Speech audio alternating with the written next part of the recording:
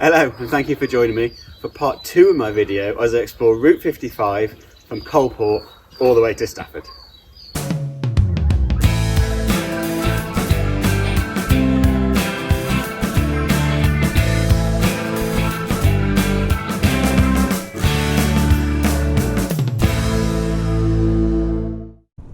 We start our journey where we finished in the last video at the Clock Tower roundabout on the very northeast edge of Telford.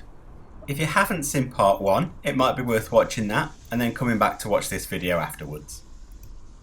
You may have noticed I've swapped to my road bike for this second part of the journey, and the main reason I've done that is because I'm going to be covering a much bigger distance than I did in the first part. It's about 18 miles to Stafford from here. You can also see on the Sustrans map that this first part up to Newport is mostly on the road, and obviously the road bike is much better for that. The journey from Newport to Stafford, however, is on a traffic-free section where the surface is not tarmac. Now, I have done this on a road bike in the summer before, but never at this time of year. We're in March at the moment, so we'll see whether I live to regret that or not later in the video. As you cross the Clock Tower roundabout, you come onto a road called Station Road, and the first house on the road is called Station House. And this is the giveaway that there used to be a station here. And the actual train station here used to be where the roundabout is today. It was a station on the Wellington to Stafford line, and this is the disused line that we will vaguely follow our way to Newport today, and then we will actually get on the old track bed and follow all the way to Stafford. So we're going to follow Station Road up to an area called the Humbers, where the entrance to the army barracks are, and then we're going to take a right off the roundabout at the top of this road. And the little blue markers are there. You have to look quite closely, but they are there. This one is on a lamppost. And then we're going to take a right and head over towards Newport direction. When the housing ends and we head out into the countryside on our way to Newport, we are leaving on a 60-mile-an-hour road, which is never particularly pleasant on a bike.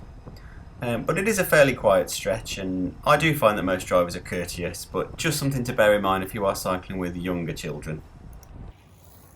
As you go down this road, you'll see on the right in the distance an obelisk on top of a hill. This is the Lilleshall monument that was erected in 1833 to honour the first Duke of Sutherland and the generous way that he looked after his tenants. As we come towards the end of this stretch of road, we go up and over a bridge which appears to go over nothing, but this in fact was a bridge over the railway when it was here. If you stop at the top and look to the east, you will see another bridge in the distance as well that also goes over nothing. So it's quite clear of these two bridges where the railway used to go, but it amazes me the fact that there is absolutely no trace of it there today. You would not know if these bridges weren't here. If you look to the other direction towards the west, you will see the Wrekin in the distance, and you will also see the line of trees where the road runs today, which used to actually be the line of the railway back to Telford. As we come down off the bridge, we have got a nice little traffic-free section which avoids us having to use the main road which travels from Telford to Newport and takes us onto an old section of road to continue our journey to Newport. As you come to the roundabout by the Red House pub, it's worth looking to your left and you will see the old bridge that the railway used to use to cross this road. As we approach Newport, look out for the little blue signs, as the route does start to take a few twists and turns. As you come into Newport, you will make your way through some housing and then across the high street and then past the Burton Borough School and eventually come out of the other side of Newport by the Aldi and Lidl supermarkets. It's by these supermarkets that you'll cross the A41 road, which is quite busy, so do take care. But once you've got across this road, we are on the traffic-free section all the way to Stafford. This section to Stafford runs along the old railway line, and hence why it is traffic free, and it's a great section to ride with your family. It's a section that I often take my kids on. You can park at the Lidl or the Aldi and make your way over to here and start your journey towards Stafford.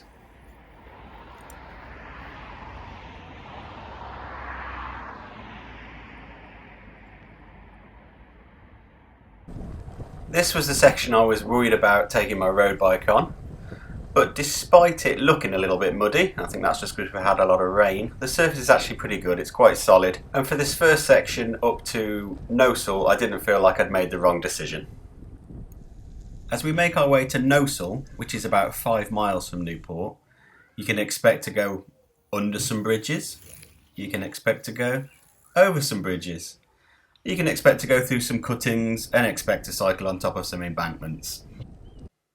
This section has regular signposts which will give you an idea of how far it is to the next village and ultimately how far it is to the end point at Stafford.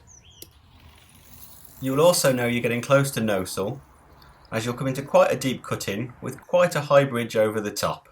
It's quite impressive the engineering that went into this structure, and it's great that we get to use it as cyclists. Before you come to Gnosall, you will also cross the Shropshire Union Canal. Now strangely, this canal was owned by the same people that own the railway line, so they weren't actually in direct competition with each other, and they did work together.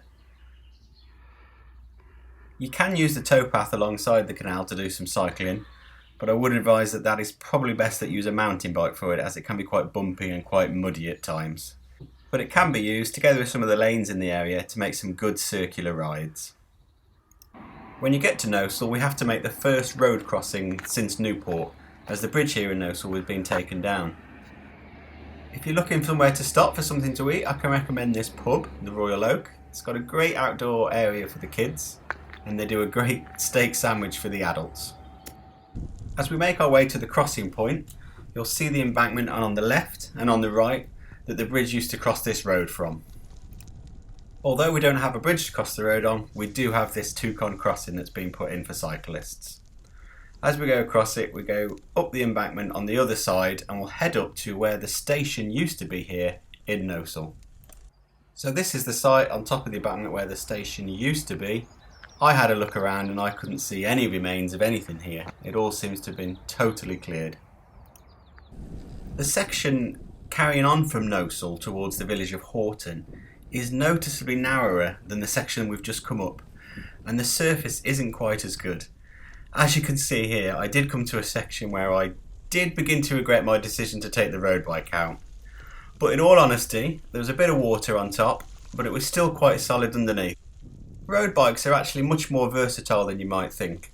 If you let the tyre pressure down just a bit, and you take it a bit more gentle than you would on the road, you can actually take them quite a lot of places. It's not far from Gnosall to the next village of Horton, where we come across the next station that would have been on this line. So here, on the outskirts of Horton, just before this bridge, was where the station used to be. Now I assume that used to be the station car park there, which you can still park in for free. And I had a look around and I could see a little bit of brickwork, especially over to the left, but I couldn't see anything that you could definitely say were the remains of a station. After passing under the bridge after the station, the surface improved quite a lot and the width of the track improved as well. I was actually able to pick up quite a good pace on my way to the next village of Derrington, and actually the surface stayed this good all the way to where the track ended at Stafford. At the next village of Derrington is where the old level crossing used to cross this road here. Now the road is actually called Crossing Lane, and the house right next to it is actually called Crossing Cottage, and it's where the level crossing keeper used to live. Now, next to this crossing, there's also a very interesting plaque that tells you a little bit of the history of the line and how it was turned into a greenway. There's quite a few of these information boards as you go past the village of Derrington. My favourite one telling us the story of how, after World War II, some Japanese workers came over to work on a local farm, with one of them telling them that he used to be a kamikaze pilot in the war. Obviously not the most successful one then. Past Derrington, you begin to hear the roar of the traffic on the M6, which is quickly approaching. Now this section of the M6 was built in 1962, and the railway line that we're on was closed in 1966. So I suppose we should think ourselves lucky really that the line was just about still open when they built the M6, so we do have this access underneath it to get into Stafford.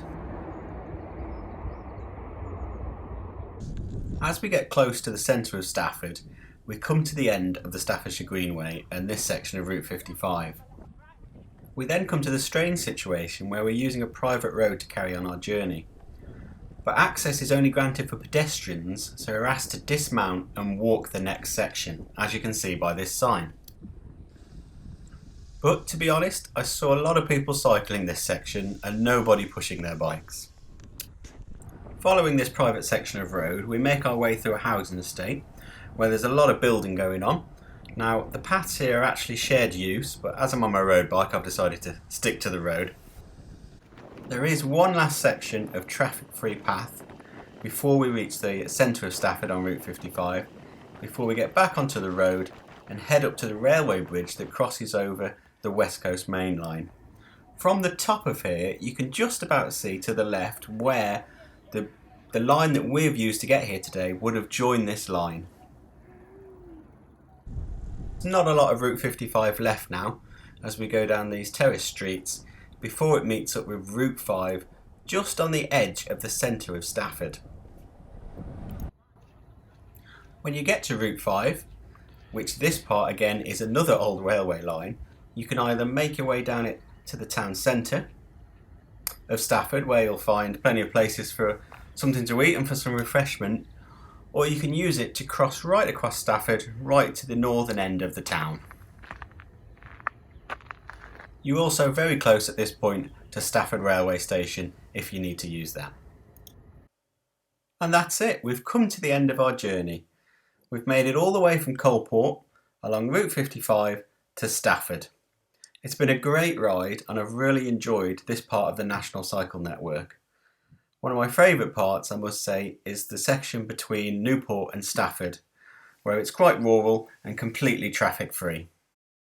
I really hoped you've enjoyed this video and it's given you some inspiration to ride some parts of this route. If you have, please do like and subscribe, as it really does make a difference to me. I'm looking to make some more videos of National Cycle Network routes. If you've got any suggestions, please let me know in the comments. Thanks for joining me and thanks for watching. Take care.